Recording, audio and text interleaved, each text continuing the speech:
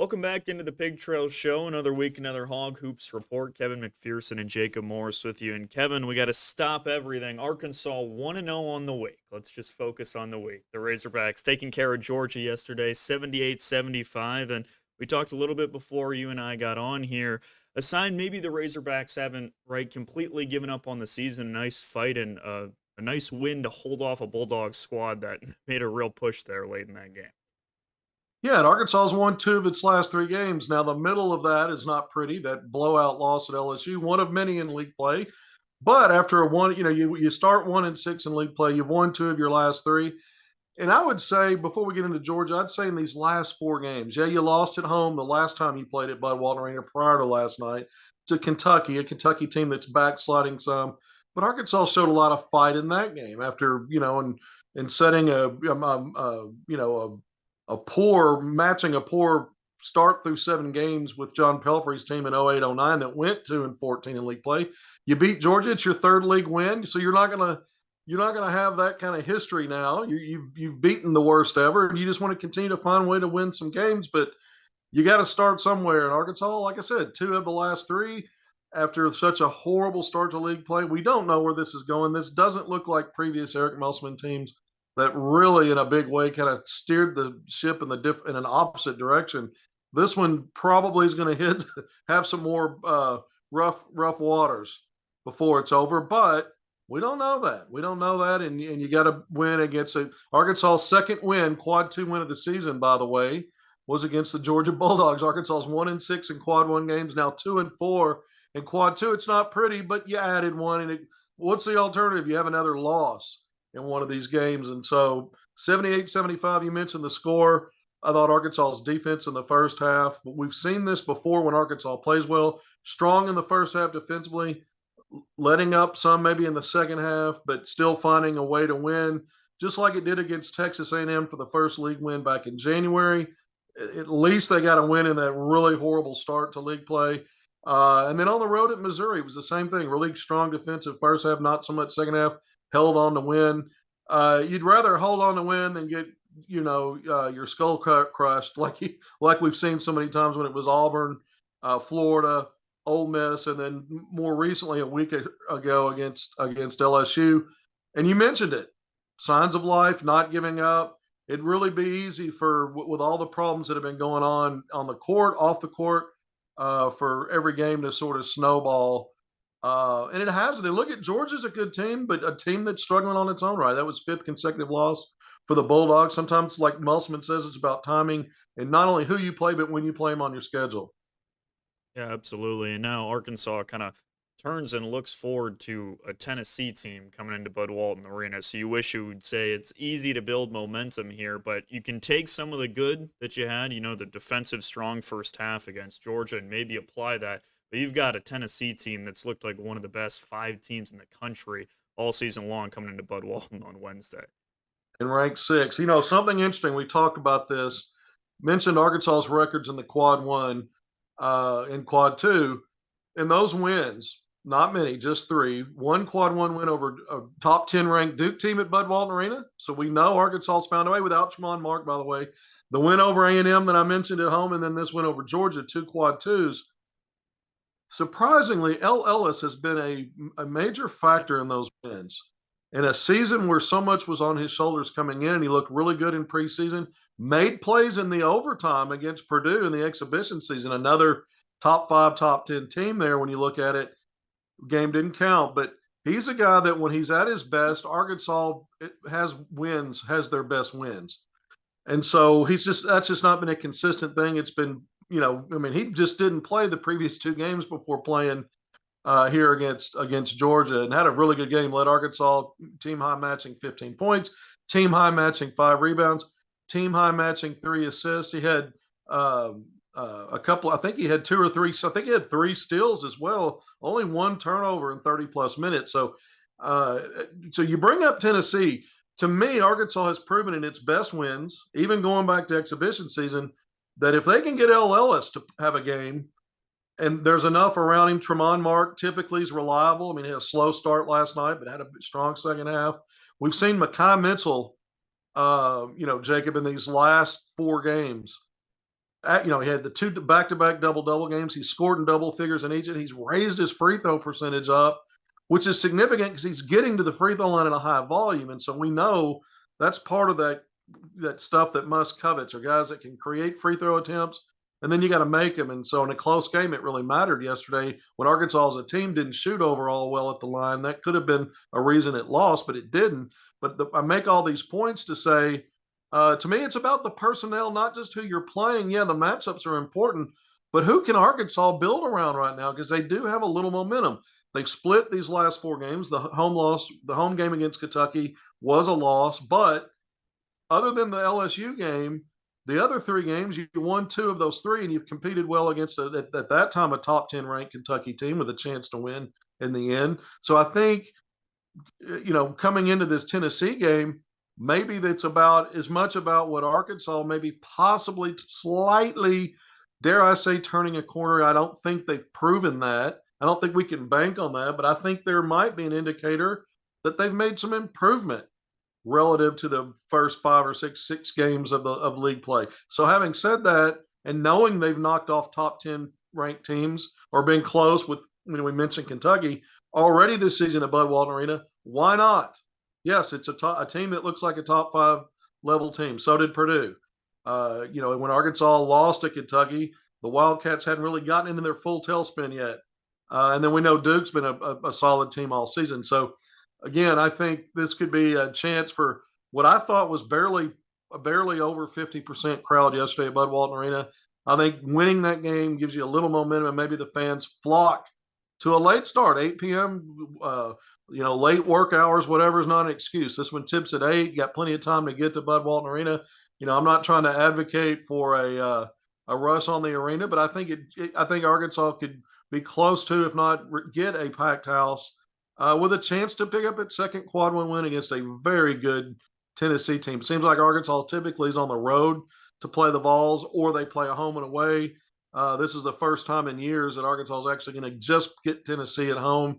A great opportunity for the Razorbacks to continue to show improvement and maybe knock off a highly rated team and add that to a resume that doesn't look like it's going anywhere from postseason. But if you did win that game, you still have 4-1 quad one win opportunities after that, Jacob. And Arkansas could, in theory, all those would be on the road. And then you've got to take care of games at home against Mizzou, LSU, and Vanderbilt. It's not unthinkable Arkansas can win those. So you just never know if Arkansas could really start to maybe look like previous seasons heading into the SEC tournament, probably still needing a deep run for any at-large chatter, but still, there may be a pathway for that. Arkansas, going into the LSU game or the Missouri game, I said they needed to win out. They didn't win at LSU. They did beat Missouri. Now they've beaten Georgia. So the lift got even harder for this team. But I'm getting way ahead of myself. I've already said in this, I don't really see this team being put together the what kind of way that will do that. But we saw the return of Dvo Davis, and I thought that was important. He got a hearty welcome back when he checked in the game, a little over 17 minutes to play. And it was a typical Dvo stat line, 4 points, 4 rebounds, 3 assists. That matched LLS for team high. Had a couple of steals. He only had a turnover. I know it was late. But box score +8. That was as good as anybody had on the team in that game in 35 minutes. So all hands on deck. We know Trevor Brazil's still out. I don't see a foreseeable future of when he might be ready, just based on how Musselman frames it every time he's asked. He's not really been able to go. So we'll see if there is a point where he returns. But you mentioned Tennessee. I think Arkansas playing at home, I wouldn't rule out an Arkansas victory, although I certainly wouldn't predict it. All tasks. Tennessee really does look like the class of the SEC right now, with Kentucky doing what it's done over the past couple of weeks. But I wanted to ask you about Dvo. You mentioned it. I think there was some questions about how much he would play, how much of an impact he would have, and it just kind of looked like the Dvo we've seen this season. It wasn't like we're gonna work him back in. It was he checked in at the 17-minute mark, like you said, in 35 minutes. And yeah, he had the turnover late, but he also had the assist to Mekhi Mitchell to put Arkansas up. What did you see from him overall? It's like you said, I guess maybe it just was Dvo was back in the lineup, but what did you see from him in his first game back after missing a couple following Ole Miss? I saw leadership by example in that first half of that defensive. Arkansas was stingy and stifling. It reminded me a little bit of the Kentucky game. It reminded me of the first half of the Missouri game, and he was out there leading the charge, getting into his man, making it difficult. And Arkansas took away. The Hogs took away Georgia's top three scorers. I don't, that's vintage Eric Musselman at Arkansas in previous seasons, where they're taking away one, two, three of the best options. I mean, the top three scorers on the season, Abdur-Rahim, Thomason, and Mendelez. Arkansas held those guys to a combined 10 points, and Dvo Davis led that charge. You mentioned that dime late to Mekhi Mitchell. Arkansas has struggled all year getting easy looks, close range looks without grinding dribble drives and just really the defense sitting back. And the ball moved better. Arkansas didn't rack up a ton of assists. But again, I mentioned Dvo and Ellis, but between those two guys, each had 3 assists in a low assist game for both teams. Dvo was at the heart of helping Arkansas in that last bucket for Mekhi. I mean, it was a beautiful pass, pretty much a point-blank shot, not much contest there. That put Arkansas up for good with 54 seconds left. It was a tie game, 74-72. Dvo, Mekhi, and Tremont Mark combined for a 4 of 6 free throw finish in the last 23 seconds, and Arkansas was able to hold off the Bulldogs. So I thought Dvo was outstanding for a guy who's missed 3 consecutive games. He's not the Dvo that we've seen in the past that's now giving you 10, 12, 15 points. We know what he did against Kansas to help Arkansas get to the Sweet 16 last year. Went off 20-plus points in that game. Huge second half. Carried Arkansas for a long stretch in that game where it was back and forth. We don't see that guy offensively scoring, but he's still a guy that sets others up. He's not a perfect player, but he's going to get on the glass. He's going to hustle. There are games where he's been really inconsistent defensively. I thought yesterday he was much better there. And again, you look at what Arkansas did to those top 3 players for Georgia. Other guys stepped up for the Bulldogs, obviously, in a close game. But I thought Dvo was a leader in more way than one. Great to have Dvo back for the Razorbacks, and hopefully, again, tall task with Tennessee coming in. But let's switch over to recruiting. A couple visits for the Razorbacks. In-house against Georgia yesterday. What are you hearing overall for Arkansas and continued push on the recruiting front? Yeah, Jalen Shelley is a guy that Arkansas has already got in the fold. Class of 2024. He signed with the Razorbacks in the early November period. So he's been on the campus. I think this may be the second. I know it's at least the second time, maybe the third time since he committed and signed. But he was in the house, took a photo op with Muss before the game. Tweeted that out, but he was there. 3 other recruits from the 2026 class that were in the house. DJ Hudson from across the street at Fayetteville High School. Versatile guy, class of 2026, wing small forward. I really like DJ. Tristan Jonke, another 6'7", 6'8" wing small forward here from Central Arkansas at Joe T. Robinson, Pulaski Robinson High School. And then class of 2026 guard Jonathan Van Buren over there at Edmonton North, not too far away over there in Oklahoma. So 6'2" guards. So you had 3 high school visitors in, along with technically Jalen Shelley's still in high school, but he's already a signee. So you had 4 players in the house. Look, Arkansas really tries to make the most and get visitors in on these Saturday game days. They've done it throughout the season, and surprisingly, Arkansas's got a pretty good record when you look at that. Arkansas's also had visitors in for some midweek games, like the Duke game back in the ACC SEC Challenge. But Arkansas hasn't, as bad as the season's looked, one loss. Arkansas has actually been pretty good on most game days when they've had multiple visitors in. So that's at least a positive. Certainly, I think, usually the place is packed, and yesterday that wasn't the case. But Jalen Shelley's been there before. A couple of those other players that I mentioned have been there before when it has been packed. So they've seen it at its best. And then we'll see moving forward. A 5-star, Jaden Johnson out of Trinity High School in Louisville, Kentucky, was supposed to be there. I actually wrote about that. It had interviewed him. He planned on being there. He reached out to me just prior to game time, within the last 24 hours before the game started, and said he was going to be unable to make it. But that was a top 25 star in the class of 2026. We'll see if Arkansas works to bring him in at another time. As again, the season's winding down as in terms of home and away games. 8 more to go, pushing through the early parts of March, but we'll see what else happens in terms of bringing in visitors for games moving forward. Hopefully it's a fuller crowd as well, but the only way to do that is to win basketball games. But hey, if they got a good record when recruits are in house, maybe just keep that rolling. But let's wrap up with Pro Hogs, an active trade deadline for Arkansas Razorbacks in the NBA. A couple guys on the move. Daniel Gafford, Patrick Beverly, a whole lot of guys in new homes and already seem to thrive, which is pretty cool to see. Daniel Gafford yesterday in his debut with the Mavs against two Pro Hogs in Oklahoma City Thunder, Isaiah Joe and Jalen Williams. Gafford was a headline stealer. Checked in, midway first quarter. Immediately, pretty quickly got an alley-oop dunk pass from Luka Doncic. Got another play, I think, on the next offensive possession. Defensive rebound, Doncic throws full court over the defense. Gafford goes up and gets it, turns and dunks. Had some really nice and one plays around the basket, but 19 points, 7-11 from the field. He's an improved free throw shooter, 5 of 6 at the line, 9 rebounds, a block shot, only 17 minutes and a box score +9. It was a runaway win for the Mavs. I think Dallas has been a very good playoff team. Got to the Western Conference Finals 2 years ago when Moses Moody had a rotation role in those Western Conference Finals as a rookie, and Golden State went on to win the title. But the Mavs really got better, I think, as a rim protecting team. They got bigger on the front line, more athleticism. And I think Gafford now in his 5th year as a pro, he looks to me, this is obviously his best season across the board. His numbers are way up everywhere. This guy is a very good professional basketball player. Bobby Portis has been carrying that torch as a veteran guy.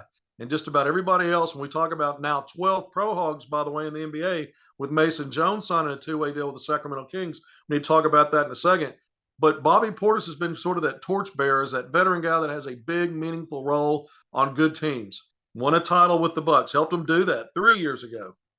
But I think Daniel Gafford's now that other guy. I think he's having the best season this year among the Pro Hogs. Bobby's still good. I think his numbers are a little down. Milwaukee's kind of going through some struggle periods here, but I think Daniel Gafford right now, not just because he's with a good team now. I've been saying this and talking about this for a while, playing for a bad Washington team. His stats are not empty, and his impact is not empty. He's more than a dunker off lobs. He is very effective and efficient, 12 feet and in around the basket. He's got a nice touch around the basket. He's becoming a more consistent rebounder. 8 rebounds a game, a little over 8. His career high was like 5.5 coming into this season. His assist numbers have gone up. He understands how to play the game now. He's one of the best screen assist men in the NBA. He was top 10 in pace in the NBA. He's top 10 in a ton of categories. This is a great add for the Mavericks. Isaiah Joe and Moses Moody this week returned from injuries and are now back on the court. That's a good sign. I mentioned Mason Jones. He's been in the NBA a little bit on 2-way deals. Now, he's kind of floated around with the G League and international play. He's now with the Sacramento Kings on a 2-way deal. So at some point he's going to get some run. And Ricky Council IV, who's been he's on a 2-way deal with the 76ers. He's up with the big team. He's scored in double figures 3 times already. Now, some of this stuff's been in mop-up time, but the 76ers are injury prone right now. Got a lot of guys missing. He's getting run. 29 minutes yesterday, Jacob. Had a double-double. 19 points and 10 rebounds, a box score +1 in a close win on the road against the hapless Wizards, but still, he had an impact in a game and had a double-double. Yeah. So, you're seeing what he's able to do. Nick Smith Jr., you mentioned Patrick Beverly, traded from the 76ers to the Bucks. He and Bobby Portis against the Charlotte Hornets on Friday night on the court at the same time in the first quarter with Nick Smith Jr. Portis had a big game. I think he was 3 of 4 from 3, 18 points, 7 rebounds. Patrick Beverly hit a couple of threes, got into Nick Smith defensively, got into his body. The refs blew the whistle and tried to separate him. And then Nick gave some of that back, and both of them exchanged 3-pointers in a little end of third quarter push there. I thought it was really great. And Nick returned the favor and rushed up on Patrick and got into him. We don't want to leave anybody out. Stanley Moody has, played several games early in the year on his 2-way deal with the Detroit Pistons. Spent a lot of time in the G League. He's back for a while with the Pistons in their rotation. Has had some rotation minutes, and not that. And I think at one point last week had a double-figure scoring game. So you're seeing all these Pro Hogs I mentioned. You're up to 12 now, and that's a pretty good number. It's one of the leaders when you look at Division I programs or any programs in college basketball. It's not on the level of Kentucky and Duke, but it's in that next tier, leading the way. So Arkansas is well represented. You have to go back to the early '90s to really see this kind of penetration with so many pro hogs in the NBA. Yeah, it's awesome to see. I'll tell you, the Patrick Beverly Nick Smith exchange was so much fun to watch. And there was, I don't know if you saw it, but there was a phenomenal photo of Patrick Beverly in a classic defensive stance on him. And that's one that's got to get framed and put up in the Arkansas facility somewhere, because it was awesome to see those guys going head to head and really kind of a clash of generations. It was really cool to see. Well, when you think about it, on Friday you had three pro hogs on the floor in the same game on from at least one representing one from both teams. Saturday you had the same thing with Gafford, Isaiah Joe, and Jalen Williams. When you have this many guys in the NBA, you see more and more of that. You're not just looking in the box scores to find one, two, maybe a handful of pro hogs. Maybe they played, maybe they didn't. You're seeing more and more of this. Anthony Black has started a lot for the Orlando Magic this year. I mentioned Nick Smith Jr. against those guys. He had 13 points, 3 rebounds, and 3 assists against the Bucks the other night. Played 24 minutes. Black's had some huge games this year for the Orlando Magic. Jordan Walsh recently scored his first bucket for the Celtics playing off the bench, and we know he's not a rotation piece. Some of these guys aren't quite yet.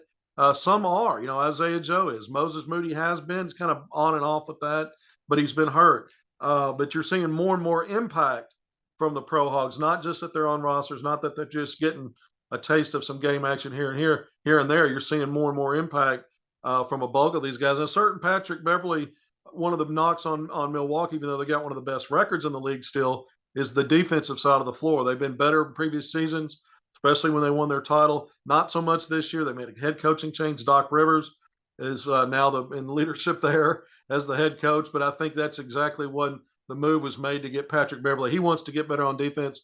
And Beverly, I mean, he's always in the top when you look at defensive ratings. And then his antics and his stick gets into other teams. He's one of those under the skin guys, right? He gets under the skin, and sometimes that's positive, sometimes it's negative, but he's still a guy that can help you out in your second unit and then be a fill-in starter with injuries and other needs. Yeah, he's most of all, he brings an energy unlike anybody else. There was a clip of him literally 24 hours after he got traded, and he's in the face of Brooke Lopez with a clipboard drawing up plays. And it's just he Yeah. doesn't take any time to get comfortable. As soon as he's there, he's in the huddle and having fun. It's awesome to see. And like you said, a whole lot of pro hogs making an impact. But that's going to do it for this week's Hog Hoops Report. For Kevin McPherson, I'm Jacob Morris. More Pig Trail Show coming up on the other side of the break.